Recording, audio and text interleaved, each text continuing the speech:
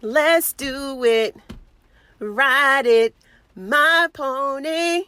Hey, listen, Lily and Bobby. The story picks up where it left off last week. Let's get into this video. So someone has alerted the Donald to come home. So when he gets there, he finds the two in the bed. And then Bobby pulls out his gun and tells him, don't move or I'm going to shoot. But Donald just stands there and says, you're not going to shoot me because I'm the chief of staff. And at this point, I'm surprised Bobby didn't say, I'm Bobby. He's been telling people he's Bobby in all of his scenes last week. So I'm surprised he didn't say that. But anyway, he's taunting him with the gun and then makes his way over to the bed and just sits there on the bed and starts questioning Lily.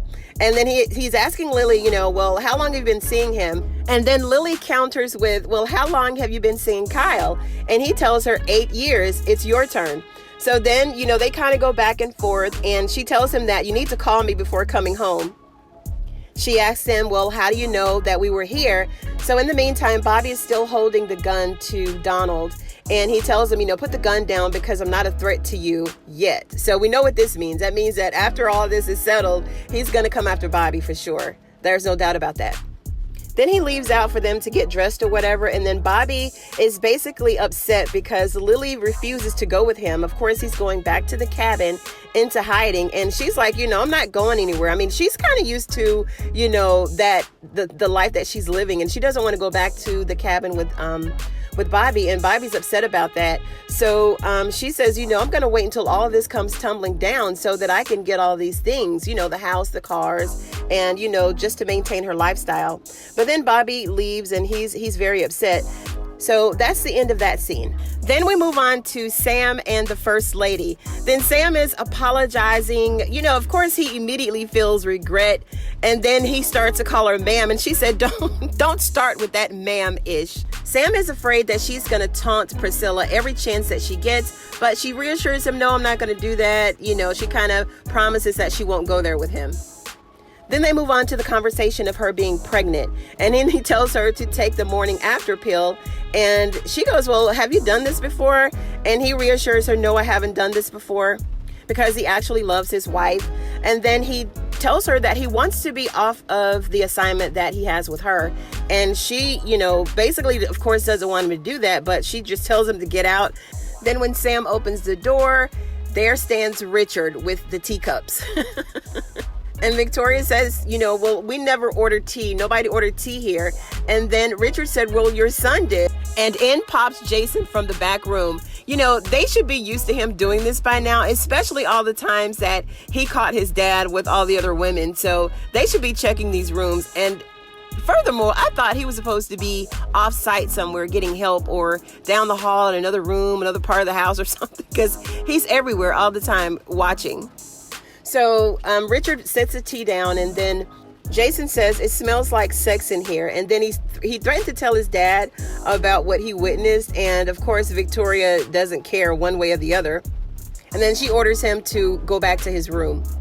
Then we have Richard manhandling little Sam into the room so that they can talk. Well, he didn't manhandle him, but they went into a separate room so that they could talk. We have Richard basically asking Sam if he slept with Nancy, basically accusing him, and Sam denies it and tells him that he would never do him like that. Then Richard is wondering how and why Sam is sleeping with the First Lady. And he was like, your Secret Service, how did this happen? And then he was like, the little MFer is slick. He's talking about Jason and saying that, of course, Jason is the one who caught them. Then they switch back to Nancy again. And of course, Sam told him that he never touched her. And then Richard said that I was kind of hoping that it was you. And then Sam tells him that, he's never seen Nancy with any other people besides her family. And then I love how they have this orchestra music playing in the background. It's very, very inviting. Then we move on to Killer Kyle and Diane. He's given Diane some sedatives or something to put her to sleep. And I don't know, he said it was something to make her tell him the truth. Then he gave Diane 3 choices. He said, you're going to tell me who's helping you, where they are, and who else knows the truth. Or he threatened to cut off her pinky toe. Well, apparently he cut more than that, or I don't know, she bled to death or something. But he did kill her, and she gave up the names. Then in the next scene, we have Donald, Allie, and the president. I guess they're in some type of meeting where he's selecting cabinet members and attorney generals and pretending to care about the country. Then there's this other unsuspecting woman. She kind of notices that the president and Allie are staring at each other. Then the president dismisses her. He says, I need to see you in the Oval Office. So they go in there, and Allie, she immediately drops to her knees, trying to ask him to forgive her. And he's not falling for her. He's like, get up. That won't work. I'm over that. Just get out of here. But then before he put her out, he wanted to know why she took his underwear and why she was trying to set him up. But she reassured him that I'm not trying to set you up. I'm in love with you. She's, trying to pretend that she's all in love with him and that, she wanted to keep the scent around and she loved his kisses and all this crap. Then she shows him a story that, I guess this is the same story that everyone's talking about that's about to break about the White House. And then Allie tells him, that we can sort of spin it with some sort of conspiracy story. But again, he doesn't want to hear it. He tells her to get out. And, she's like, oh, you think it's all fun and games for you. And then, you sleep with me today and then you fire me tomorrow. But again, he's not falling for it. He tells her to get out and then she actually leaves this time. So then we move back to Donald and the little unsuspecting woman at the table. And she says, is it me or is it just hard for him to focus? And, Donald has to protect the president. He's like, he's just, trying to get settled in and trying to, get used to the position and everything. And then he told her, don't ever say that again. And told her to close the door behind her and basically put her out. So that was that. Then we move on to Nancy. She's sitting in the funeral parlor singing a song for Pickey. And I'm surprised that no one is there. I mean, she's there all alone. Richard didn't join her. Even his homeboys weren't there. But I think, they killed the homeboys. So I don't know, but nobody from the neighborhood, nobody was there. So she was there all alone. And look, let me tell you, if I ever have to go through anything of this magnitude, I'm calling Priscilla. Priscilla is that ride or die, right? She's really a good friend. She was there to comfort Nancy and to, just talk to her and make sure she's okay. She cried with her, held her hand. I mean, she was really there for her. And we find out that she actually took off work just to be there for her. But then Nancy starts to blame herself, thinking that things should have been different. And Priscilla tells her that she's judging a much younger version of herself and that it's not really the same caring person that she has grown to become. She starts to encourage her to tell Richard about who Pickey's father is. And, of course, Nancy is still a bit hesitant because she says that she knows how Richard is and it would drive him crazy if he knew the truth. Then Priscilla tells her you can either sit in it or tell him so that you guys can move on. Then we'll move back to Killer Kyle. He's telling another unsuspecting person to go and pick up some files from the police station, which is, of course, the same files that Sam is going to get from Jake, his friend. Then Kyle is basically telling him, look, I know you want to move up in the ranks, so this is kind of a big deal. So if you do really good on this, then maybe you can move up in the ranks or something. So it's kind of, very short, but needed so that we'll know who sent to get these files. Then we cut to Kyle and Alan, Ellie's boyfriend. He tells Kyle that Donald does not want to be disturbed, but, of course, Kyle is going to push his way in anyway. Then he gets in there and tells Donald that Diane's body is in a delivery van and waiting to be disposed. And he told him to make sure that it's a clean job. Because, lately they've been kind of messy with all the killings and the deaths. People are finding out and they were being really sloppy with how they handled things after the fact. Then Donald asked him if Kyle was the one that called him to tell him to go home. But Kyle told him no, it wasn't him. So we still don't know who it was that alerted Donald to go home. But anyway, Kyle told him that Diane gave up Max and Bobby's name, even their location. He said that they were somewhere in the backwoods near Rockwell, Virginia. And as he's telling him this, he's noticing how distraught Donald looks and how he's acting. And he's telling him he can't believe that he's acting so distraught over Lily. Of course, he's jealous. He's just in his feelings. He gets upset and then he leaves. Then we move on to Barry. He's sitting here counting out his Monopoly money on the bed. Then he puts everything into the box, and then it looks like he has a little bit left over, and then he stuffs it into the drawer, and then he leaves out. And then of course Nancy's lurking around the corner and says, "Hey, where are you going?" Then she tries to encourage him to wait for Richard because Richard wants to go with him. And then Barry said, "I want to go without him. I gave him the wrong time. I don't want him to go. I just want to go alone." And then Barry found out that she had already attended Pickey's funeral because she goes, "Well, I've already lost one son. It looks like I'm going to lose another one." And Barry was upset that she buried Pickey without him. Then Priscilla goes to the hospital to check on Miss Laura, and she was like, "Oh, I'm sure she's doing better." And then her husband goes, No, she died. And he told her that he went home for just a few hours. They've been married for 55 years, and then someone calls to tell him that she's dead, and then he gets up and walks away.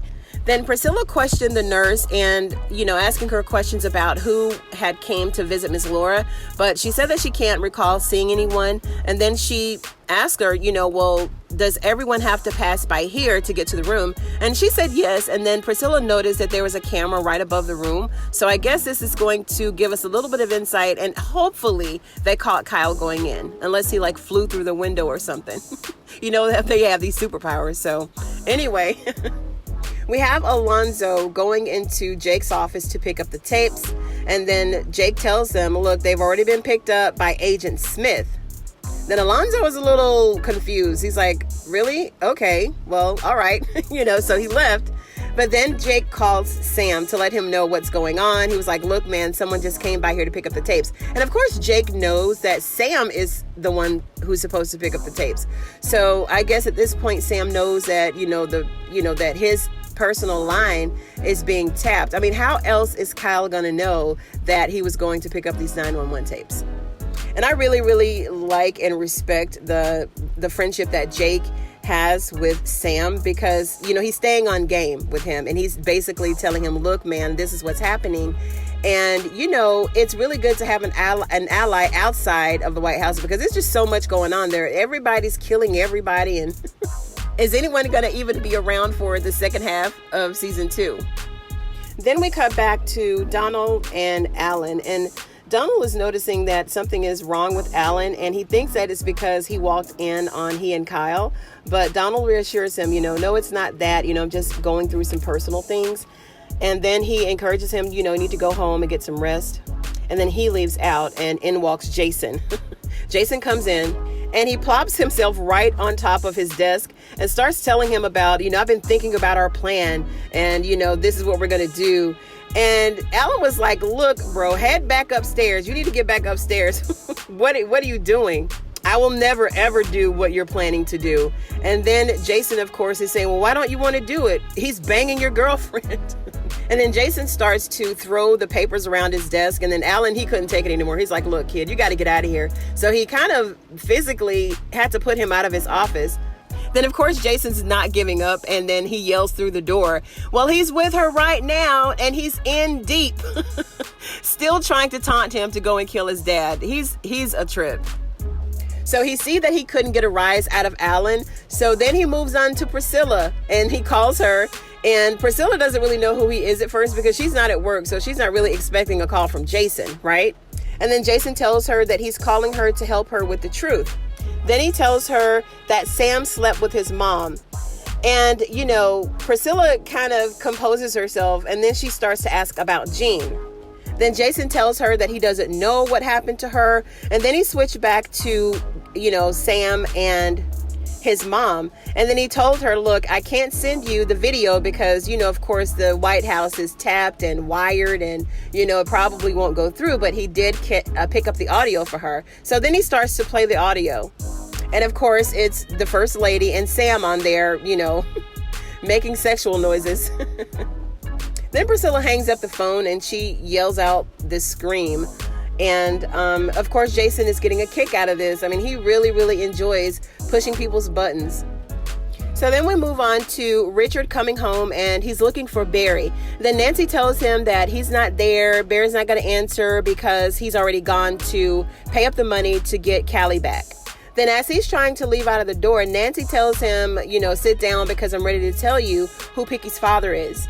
Then she makes him promise that he's not going to fly off the handle and to not get too upset. So then he promises that he'll keep his cool.